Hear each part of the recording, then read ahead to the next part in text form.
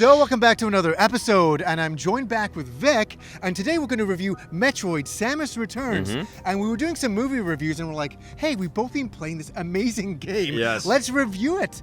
What do you think about this game? I think the game is incredible. I'm a huge fan of Super Metroid, and I love 2D Metroid games in particular. I've been waiting for Nintendo to come back and give us a great 2D experience, and that's exactly what Samus Returns is. Did you play this game originally on the Game Boy? It was 1991? Metroid II. You know what? I did. It didn't connect with me as much as some of the other more simplistic Game Boy games did. You know, for me back then, I didn't really understand Metroid the very first time I played it on the NES. I was like, what is this, an action game? Yes. What is it? I didn't quite get it. It wasn't until Super Metroid did I really start to appreciate Metroid. Then I was like, oh, I never played the second one, so I've never played the Game Boy version. I have it, actually. I have it on the 3DS. It's really funny that I'm playing it on the same machine that I'm playing the remake on.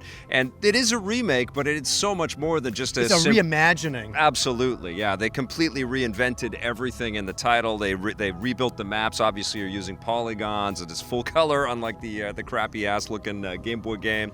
And it just is so fluid and fast. MercurySteam was brought in as the developer, and they worked on some Castlevania side-scrolling stuff.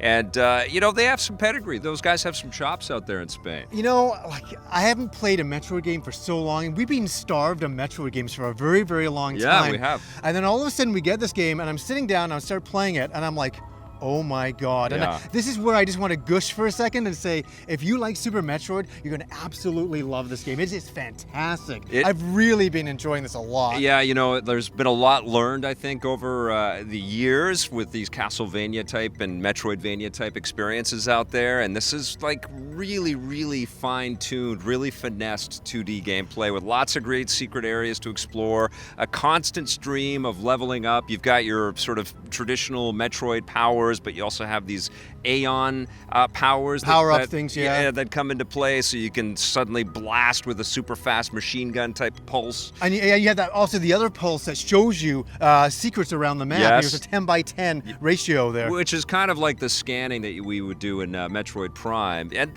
this actually is a pretty good connecting bit of tissue to the Metroid Prime games as well. The way that Samus looks and moves, and this beautiful sort of elegance and this streamlined beauty to this experience. It's so fun. And it's fun for a lot of other different reasons within the game. Yeah. The counter system is absolutely fantastic. So you're running along, and then all of a sudden a creature comes into you, and it's just kind of hovering there. It jumps into you, and you counter it, and then it's kind of stunned, dazed, and then you blast the hell out of it. I can't tell you how satisfying of a play mechanic it adds to it. I just love that. Because it's like a new sort of combat experience every time you're dealing with these enemies. They're never not going to stop, giving you their tail before they come flying at you. But it's fun every time because you're going to see a lot of these characters like in every Metroid game over and over again. Every time you leave an area, they respawn, and then you go back and you got to fight them again. Like, part of the story hook here is that you're on SR388, the homeworld of the Metroids, and you're wiping them out. You're just going from, one Metroid attack to another Metroid attack, and you're trying to find them on the map. Yeah, exactly. You got a map that you have to explore, and, little secrets get unveiled as you unlock different things. You're collecting the DNA off of these dead Metroids, but the Metroids come in a bunch of different varietals as well, and it's really fun getting into these sort of mini boss fights with these guys. Yeah. There's a lot of stuff to love in this game. It's not really deviating off course from the 2D Metroid games. And I'm happy about that. It's right on course. Yeah, and it also is a terrific portable game. Now, I do wish I could play this on Switch. I'm not going to lie. We all wanted that, for yes, sure. But I do also feel that this is a great love letter to the 3DS. And I honestly, I feel like one of the benefits of this game is that instant access to the map, because you're in the map so often. The map is a huge part of the gameplay, and you could pause and look at the map that way, which is the traditional way. But you also have the pins. You can pin different locations on the map, so you can say, hey, I'm going to come back to this later on, because you can't enter a certain area. Totally. And so having the map constantly there on that second screen is really handy. It's great. It really is great, and I loved playing this on the 3DS. It's also one of the most beautiful 3DS games I played. And we got to talk about that for a second. We were watching a movie the other night, just before it, and he's playing on his, I'm playing on mine. I'm playing on a 2DS with no 3D. He's playing on the 3DS. Yes. And he says to me, he goes, you got to check out the 3D. And I'm like, I usually turn the 3D off. And I look over and I'm like, Oh my God! So I went excellent. home and I took my cartridge out, put it in the 3DS, Yes. and then I'm playing in full 3D. The parallax in the backgrounds are phenomenal. I mean, and not really only looks well. not only does it have that depth, but there'll be animated bits and things that will fall off, and little secrets and things will be revealed to you. It's exquisite. It is. You know, it's really amazing, and I don't know what the shelf life or how long Nintendo 3DS, keeps supporting the 3DS or what's next. I mean, you can certainly feel like it's not the same kind of horsepower that you get out of the Switch for sure, but it's still... It's a nice love letter for the 3DS. Yeah. Even if this is the final game, wouldn't that be amazing? Yeah. This is the and it's definitely not the final game on 3DS, but what a great game, and I'm glad it came out, and it just gives me that feeling of Super Metroid again, and how can that be a terrible thing? That's an amazing thing. They nailed it. They really did nail it, and that beautiful 3DS Samus Aran thing that they made too is absolutely gorgeous as well. Yeah, it is. It's a love letter to Metroid fans like me, and I think you too. Absolutely. Like I have been blown away. The music is very cool and good. eerie and evocative, and all of the sort of feelings that you get as Samus It made me there. remember how much I've missed Metroid. Yes. That's what this game did to me. I was like, why haven't we got more Metroid games over the last bunch of years? This is ridiculous. Well, and I think Nintendo is sort of saying, well, let's test the waters with this, because they understand they have this really valuable character and this franchise.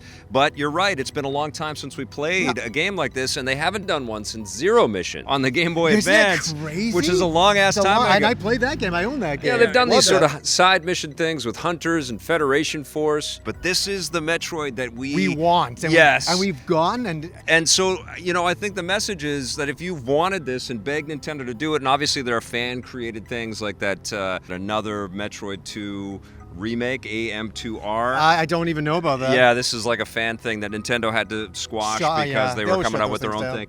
Obviously people have wanted this. There are lots of things like Axiom Verge and lots of titles. Amazing, yeah. Right, good games that sort of tip their hats. Shadow Complex. There's been so many over the years. But we've wanted this core Metroid I know. thing. So if you've asked for this, if you've been begging for it, you got to step up. I mean, even if you've sort of put your 3DS in a closet, this is worth pulling I was the 3DS late. out. I was late on my bed the other day. This is off to a bad start. Yeah. But I was like, and I was playing this game, and I was like, back in heaven, back in Metroid heaven. Yeah. I was like, I can't believe I'm playing this Metroid game. It's so great. And in portable game heaven too, right? Doesn't it evoke sort of that sense of Game Boy Advance-ness that it takes you back in a million different ways in such a good way. There should have been more 3DS Metroid games, really good ones like this. This is excellent. And I can't wait for the Switch one. And I would love, a Switch 2D Metroid experience as well. Maybe we'll get the whole suite. 2D and 3D, intertwined. That would be the best. So I know we can sit here and dream all we want.